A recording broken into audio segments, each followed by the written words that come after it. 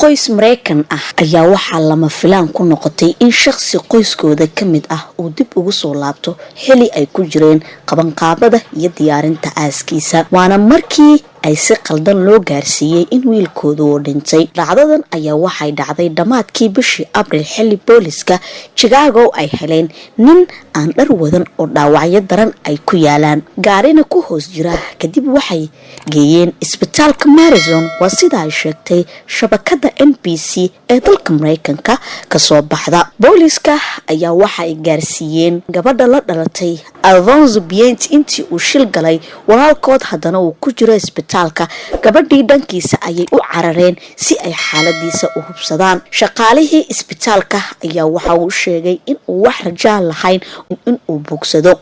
inkastoo oo shaki ku jiro gabadhan ayaa haddana waxay ogolaadeen in laga joojiyo qalabkii noloshiisa lagu taageerayay oo oksijiinka ahaa waxaa loo bedelay qayb kale oo ku dhintay 3 maalmood kadib xilli janaasadiisa la diyaarinayo ayaa Alphonse Bient uu ka soo dhex muuqday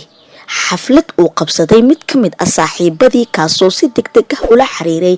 walaaladii waxaana uu sheegay in walaalkood uu ku nool yahay isagana uu la joogo Alphonse waxa uu sheegay in wadanka dibadiisa ku maqnaa isagoo aan qoyskiisa waxba ka ogseyn ayuuna baxay marka aan dib u milicsano ninkii shilka galay waxa markii dambe soo baxday in la yiraahdo Elisha Britman wana 69 jir labada qoys ee Bennett iyo Britman ayaa dacwad ku furay booliska Chicago iyo isbitaalka Madison iyagoo ku tahmaya in ay shaqadooda ka gaabiyeen oo sidii ay xaqiiqdu ahayd ay marin habaabiyeen Maria Harlan